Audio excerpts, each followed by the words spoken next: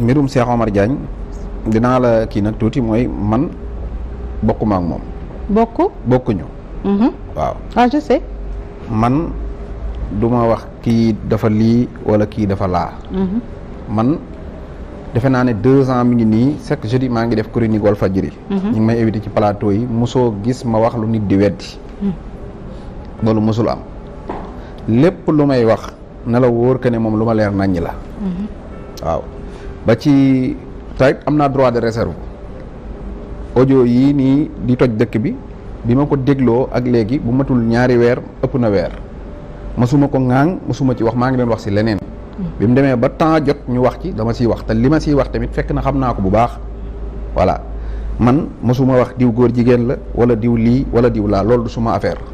voilà man moom comme ni nga naan ay da ngeen di wax collecter ay preuve xaw ma lan nangam. lépp loo dégg ma wax ko ci àdduna soo ma laajee preuve ma génne ko waaw parce que au moins moom man noonu daal laay doxee amaa nag Cheikh Omar ku ne nag xam na sama digganteeg moom jàppante nañ bu yàggul parce que man dama gëm ne moom ni mu doon doxalee baaxul te Olof Njaay daf ne ku rey say xaj wéet ak say bukki àll moom daf doon tiire ci kaw allié yi mu àndaloon parce que tey mënoo nekk ànd sàmm jikko yi pour ñu am valeur kilifa diine yi ñoo leen jox seen kàddu nit ñi doog leen a ñeme di ànd ak ñoom man dama jàpp benn yoon ñaari yoon ñetti yoon ñeenti yoon Cheikh Omar Diagne di waxee ci kaw su ma ay kilifa yoo xam ne man ñoom laa gëm lu nga xam ne man d'accorduma ci may wan na muy jàll ba dernier moment nag mu ne fii dafa am ñu nga xam ne dañ fiy def ay blanchiment de l'argent ci période màggal ba créatu lii ma gis ci suma bopp ma def sama sortie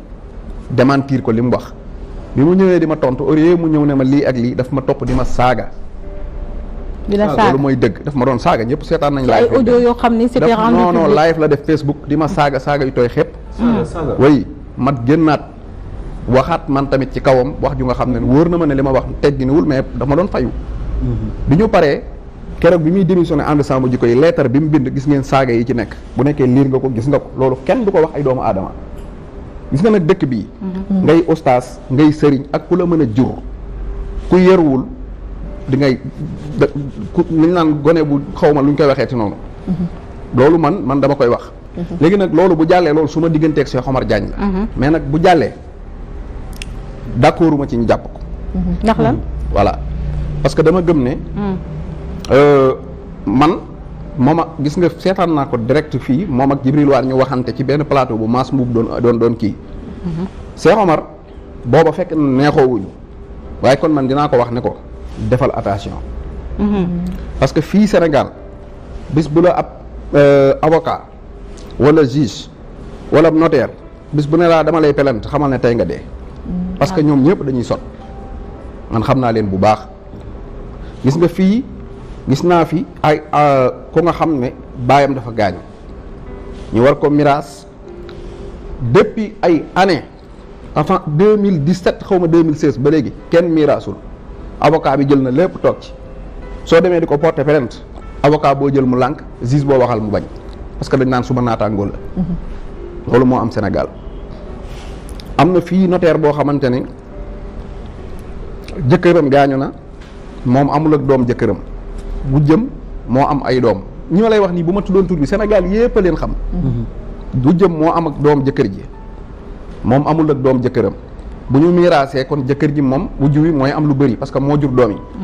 mu fexe ba téye miraas mi di ko wëndeel depuis mën naa laa wax 2014 ba léegi amul bureau bu ñu toogul bëgg ko plainte foo dem xaritam nga fay fekk Cheikh Omar keroog bi ko Jibril Waar menacé après ma gis ko mu jot plainte man xamoon naa ne bu moytuwul lii dina ko tëj parce que Jibril Waar loxoom bu gudd la koy tëjee mais keneen ku dul Jibril Waar mënul tëj Cheikh Omar Diagne ci loolu. même pour diffamation pour injure ak yooyu yëpp c'est condamné également ci kanamu yoon dañ ko. Jibril Waar bu nekkul woon avocat. bu mënul tëj Cheikh Omar Diagne ci ay wax yu ñàkk fayda yooyu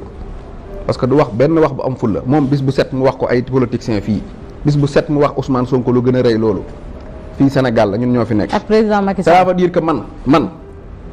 avocat moom mosuma gis muy plainte nit amoo problème juge mosuma gis magistrat yi ku ci mën a doon ba ci procureur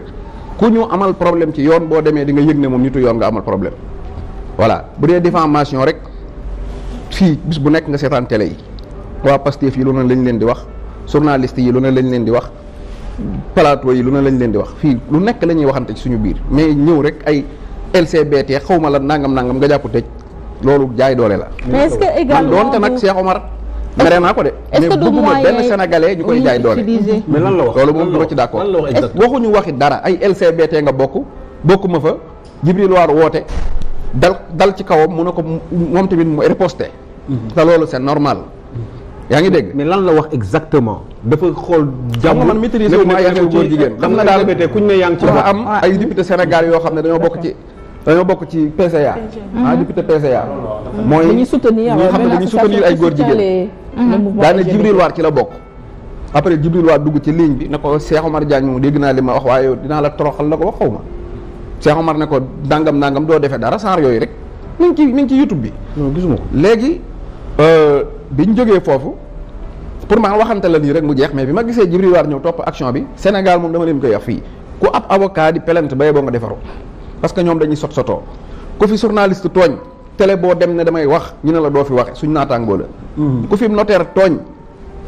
ñàkk nga solidarité la ñuy def ci lépp moo tax néew ji doole ji dong lañ jàpp tëral ci kaso bi activiste yi gis ngeen ko ku ci tooñ bu ñu la tëjee jaay song réseaux sociaux yi coow bañ génne la moo tax Sénégal moom néew ji doole ji dong la ñuy tëj 10 ans fàtte leen ci kaso bi koor bu nekk buñ laalee sa mbokk nga jóg Cheikh Omar nag moment bi mu soxlaa nu mu tuddati wala ànd sàmm jikko yi ci la dem renoncé wu yow da nga nekk ci benn kuréel di ci défendre bañ porter la plainte. mais am na ko fi toog nee na bu renoncé wu ci ànd sàmm jikko yi daf ko def parce que daf leen a bañoon a gêné moo tax non man bu ma nekkoon ci ànd sàmm jikko yi ñu dugal ma ci benn xeex may xeex di xeex parce que Cheikh Omar ku ko xam ci ànd sàmm jikko yi nga ko xamee ñoo ko indi ci public bi muy wax nga ciy topp ba benn plainte dikkal la même bu ma dee bàyyi damay toog bañ jàppale ma ba lii ma génn ci ak jàmm ma doog a génn parce que man gëm naa ne bu nekkoon membre ànd sàmm jikko yi ba tey ñoom Oustaz Makhtar Sarr ñoom Babacar Mboup dinañ gën a soo ci xeex bi mais pour autant bu fekkee dafa yoon dañ ko porter plainte il va falloir que mu dem wuy ji jaay doole da cee am waaw non moom koy lépp jaay doole la